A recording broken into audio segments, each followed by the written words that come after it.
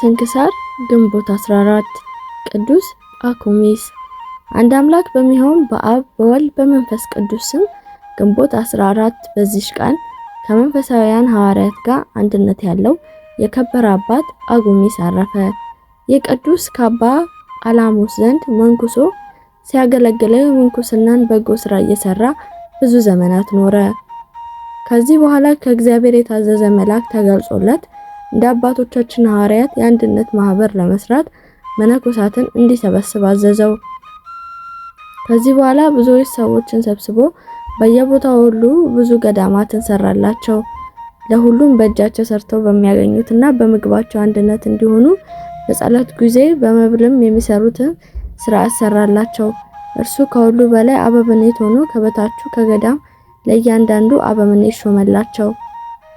ከሀገረ አስዋን ወሰን ከአትፉ ከአክሚያም ከተናዱስ እስከ ላያን ግብጽ መጨረሻ ከደቡብም ከባህራውያን የተመሳቀለ መንገድ ድረስ ሁሉን ገዳም በመዞር ይጎበኛቸዋል። ይህም አባት ስለዚህ ዓለም ከንቱ ውዳሴና በመካከላቸው ጥል እንዳይኖር ከልጆቹ ክህነት እንዲሾሙ አያሰናብትም። ግን ለእያንዳንዱ ገዳም የሚቀድሱላቸው ቀሳውስት ከዓለም አደረገ።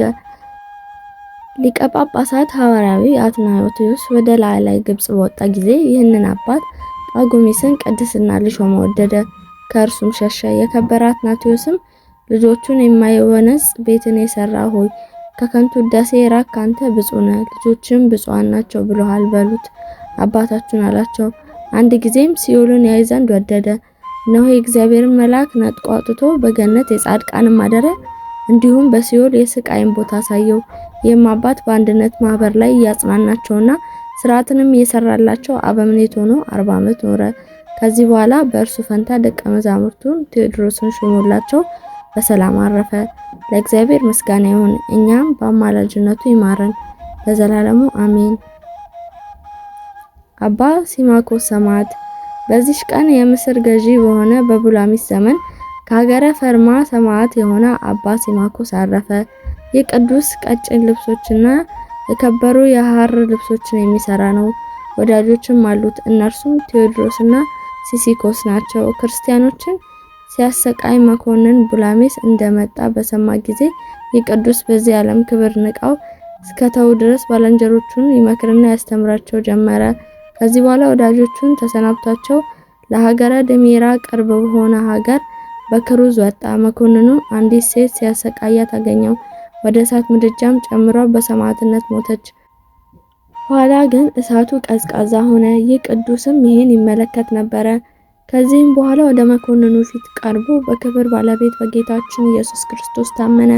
መኮንኑም ታላቅ ስቃይን አሰቃየው። በዚያን ጊዜ እድሜው 20 ዓመት ነበር።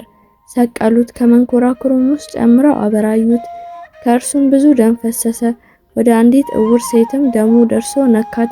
ያን ጊዜም ድና አየች። ከዚህ ደግሞ በእንጨት ላይ ሰቀሉት። እርሱም ይረዳው ዘንድ ወደ ክብር ባለቤት ጌታችን ፈጽሞ ይማልድ ነበር። መኮንኑም ራሱን በሰይፍ እንዲቆርጡ ታዘዘ። ሰያፊውም ይቆርጠው ዘንድ ሰይፉን መዘዘ። ኃይል ነስቶት ማንቀሳቀስ አልቻለም። እንዲሁም ሁለተኛው ሶስተኛው እስከ 14 ሰይፈኞች ኃይላቸው ደክሞ በምድር ላይ ወደቁ።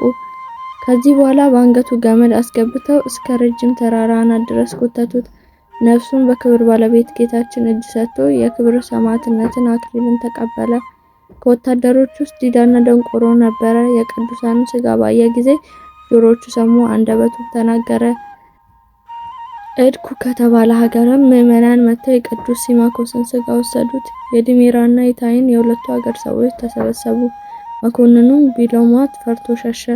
ከስጋውም ድንቅ ታላቅ ታምራቶች ለበሽተኞች ፈውስ ሆነ።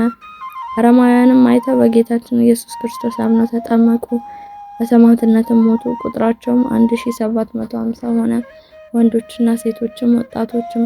ከዚህ በኋላ የቅዱስ ሲማኮስን ስጋ ተሸክመው በርሙን ወደሚባል ሀገር በታላቅ ክብር ወሰዱት። የሀገሩ መኮንንም ከራሱ መካከል ልብሶቹን አምጥቶ ገነዘው። ውብ በሆነ ቤተክርስቲያንም ሰርቶ ስጋውን በውስጡ አኖረ። ከእርሱም ድንቅ ታምራት ወጡ። ለእግዚአብሔር ምስጋና ይሁን፣ እኛም በቅዱስ ሲማኮስ ጸሎት ይማረን፣ በረከቱም ከኛ ጋር ለዘላለም ትኑር አሜን።